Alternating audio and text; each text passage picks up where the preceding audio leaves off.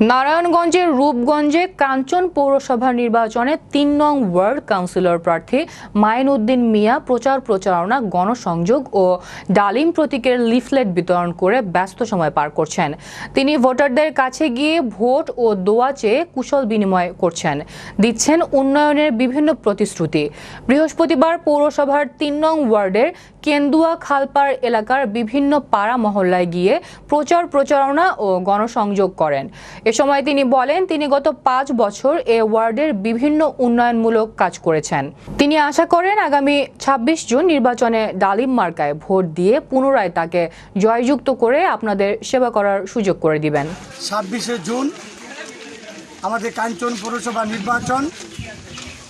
এই নির্বাচনে আমি একজন কাউন্সিলর প্রার্থী, আমার মার্কা ডালিম। আমি বর্তমানে রানিং কাউন্সিলর।